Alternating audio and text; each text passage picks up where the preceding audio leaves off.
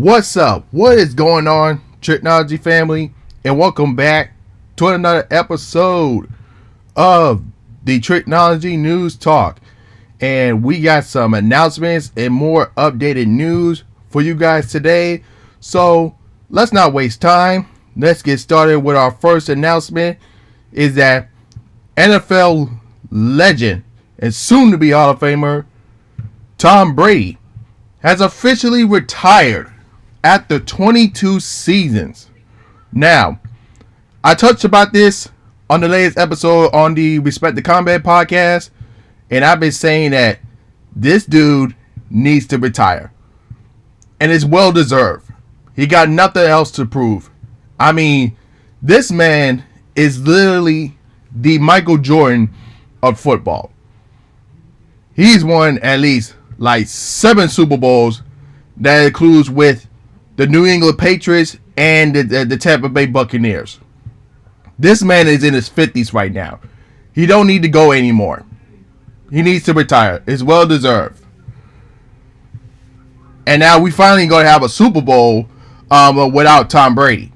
Not that it's a bad thing, but I'm just saying that this man, he deserves a well-deserved retirement, and he got nothing else to prove. I mean, there's nobody. There ain't gonna be another Tom Brady. No one gonna be like Tom Brady, unless there's gonna be another NFL player that can reach that many Super Bowls.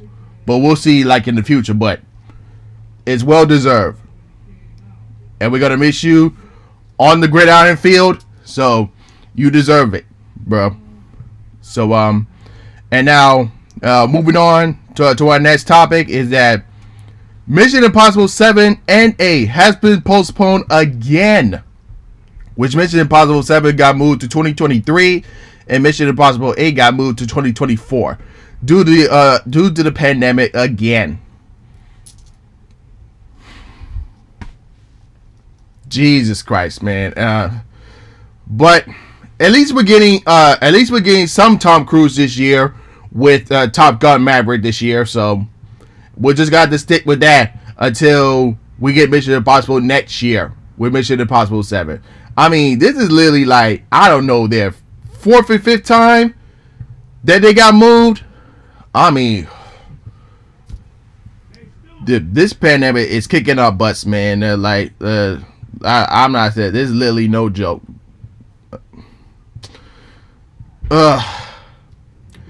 You know, But don't worry, man. I'm not gonna stretch on that too much. We're just gonna move on. So we got an announcement on the 53rd NAACP Image Awards. It's gonna be aired on February 26th. That's the day. That's the day before my birthday on February 27th. So the ceremony is gonna be hosted for the 9th time by Anthony Anderson.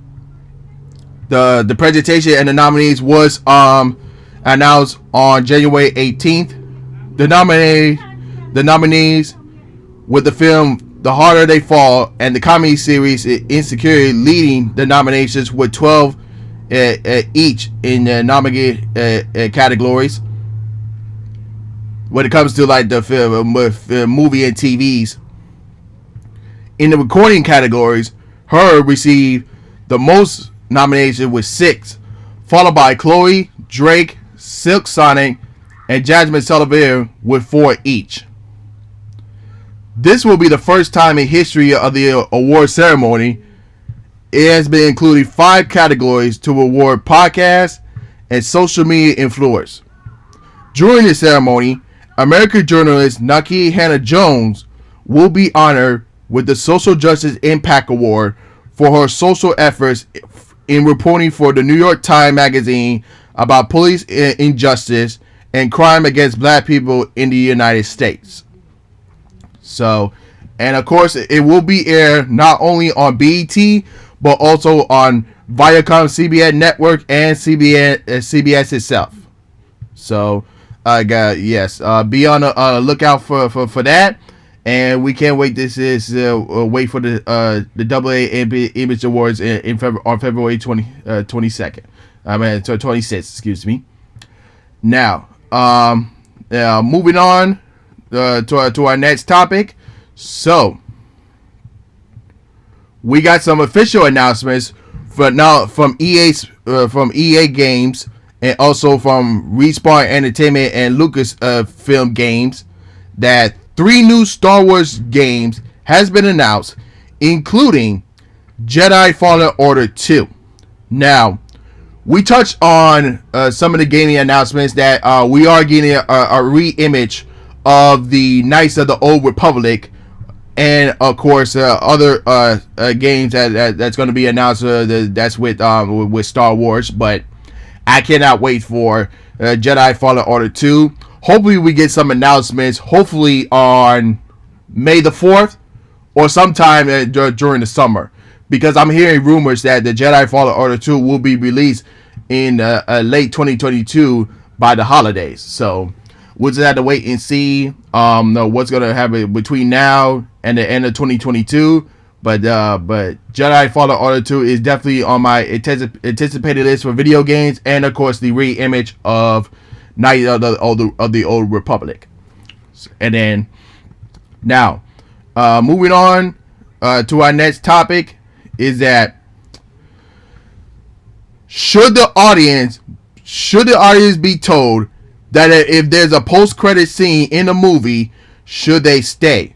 Now, I noticed that this is from a reporter saying, I noticed that the end credit scenes has become more common than ever in movies today.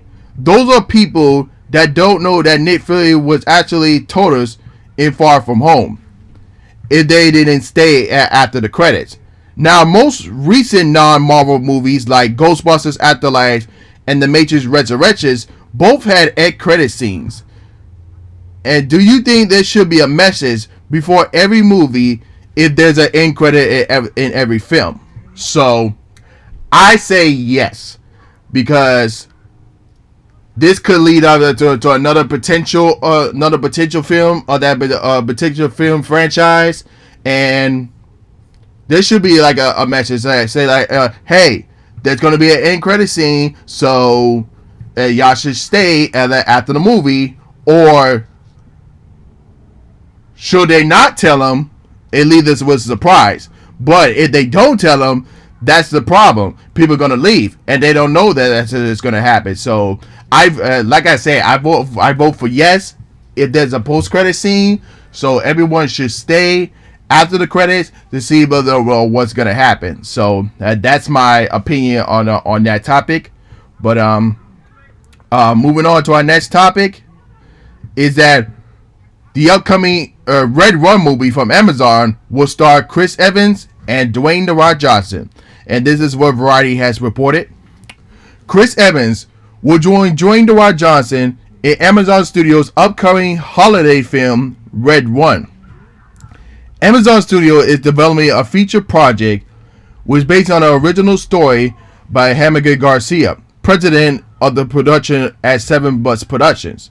The film, which is aimed to shoot this year, is described as a global thrilling fourth-quarter action-adventure comedy, imaging a whole new universe to explore the holiday genre. So, this is going to be very interesting, because we do have certain holiday films that has with action, including the first Lethal Weapon, the first Die Hard, Reindeer Games, and other action flicks I couldn't think of right now, but I know some. But so this is going to be very interesting, and I can't wait to see Black Adam and Captain America to team up on this one. So this is going to be very interesting. They are going to be shooting. If they are shooting this year, then it's probably going to be released probably next year, if I had to take a guess how long the production is going to be. So moving on to our next topic, is that NBC Universal's Peacock network doubles its losses from 2020 to 2021, and this is what Variety has reported. NBC Universal's parent, Comcast, outlining plans to boost spending on Peacock content even more in 2022 and beyond. Comcast, in reporting quarter four earnings Thursday, revealed that Peacock generated $778 million in revenue for the full year 2021, with an adjustment loss of $1.7 billion.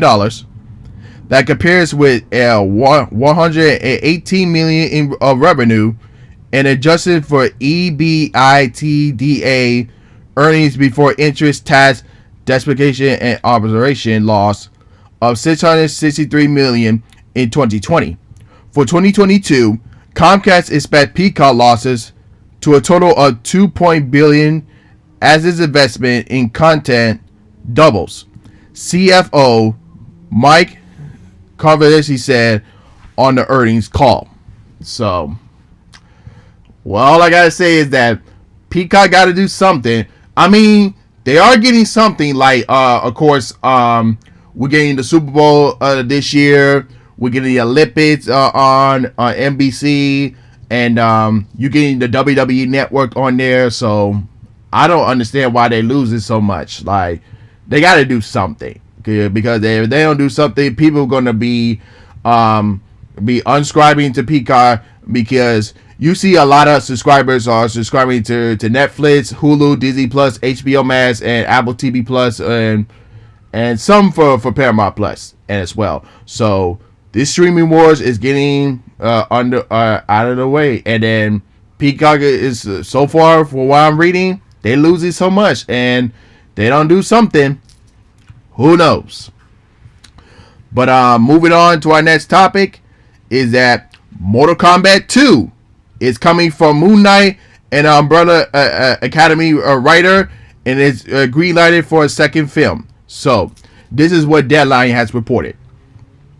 Based on the video game phenomenon created by Ed Boon and Josh Todobis, Mortal Kombat was released simultaneously in theaters and on HBO Max in April 2021 during the pandemic, opening at number 1 at the box office and ranking among the top feature titles on HBO Max since the performer's launch.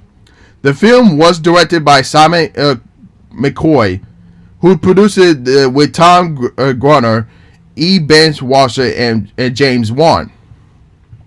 In last year's Action Fest, an MMA fighter sorts out Earth's greatest champions in order to stand against the enemies of Outworld. It was a battle of the universe. So, Mortal Kombat did great at the box office, but it did more great on HBO Max. So this begs the question: so when Mortal Kombat do come out, is it gonna come out in theaters only, or is it gonna be an HBO Max exclusive? So that's the question that we're waiting for.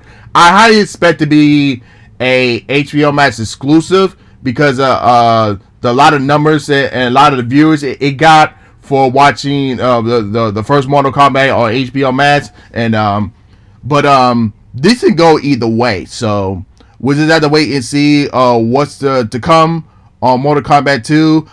We are expecting Johnny Cage in the next figure. If y'all didn't see the ending of the first film, but yeah, we just have to wait and see what's gonna happen between now and then.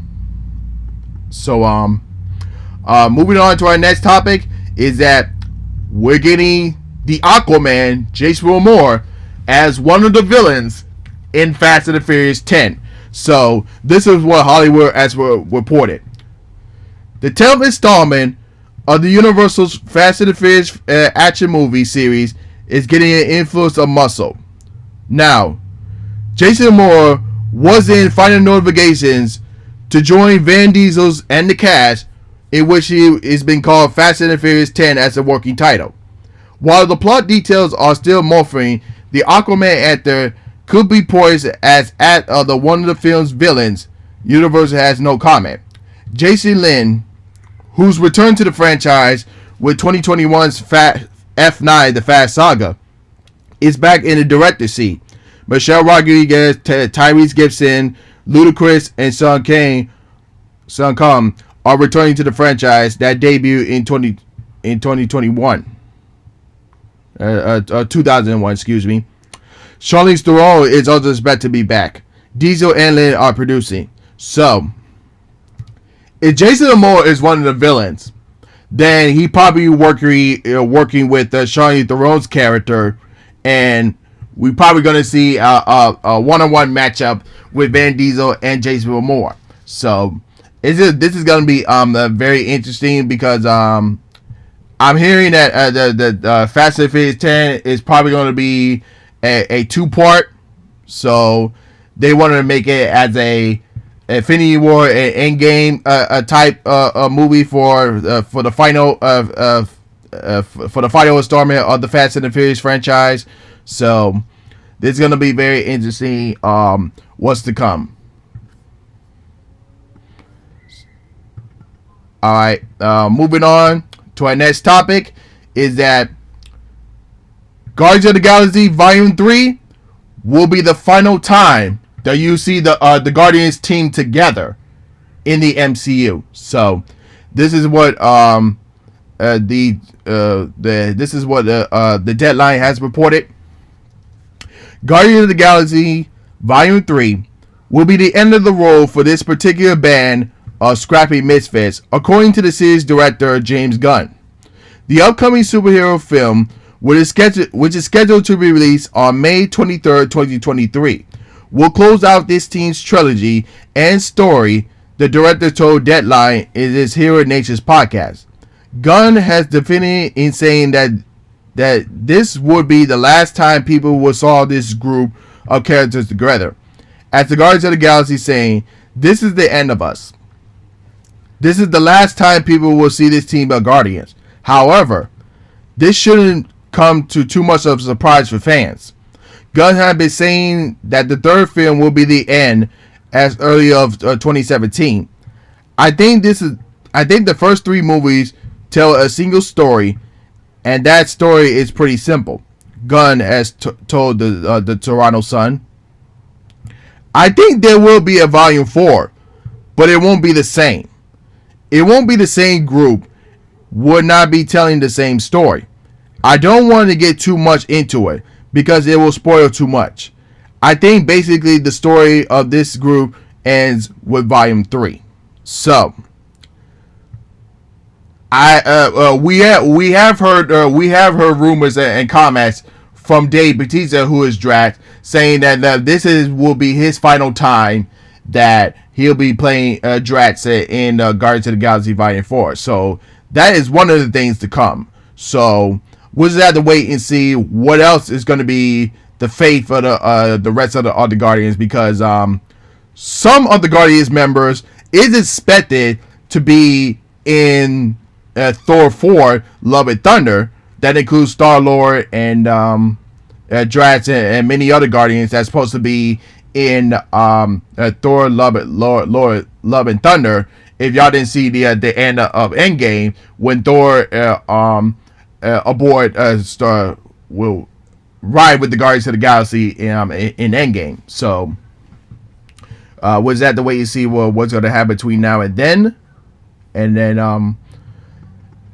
And then lastly, for our topic today, is that Peacemaker has been getting a lot of attention as far as the TV series game lately. So this is what Screen Rant has reported.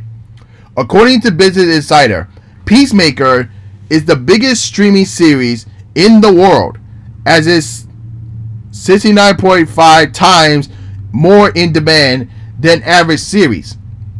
The study was done by Patriot Analyst, which measures audience demands by taking the overall popularity of the TV series into account.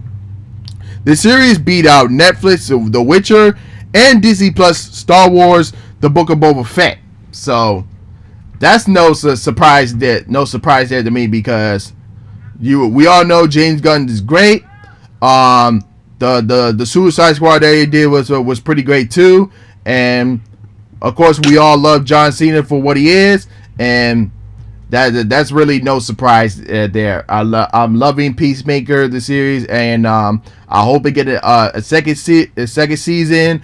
And James Gunn said, "Oh, there's going to be plenty more spin-off series from the Suicide Squad." So this is going to be very interesting, and I can't wait to see more. But That's it for our episode today. So if you're watching on YouTube, don't be sure to like, comment, subscribe, and hit the notification bell when new episodes are uploaded, and share this episode as well.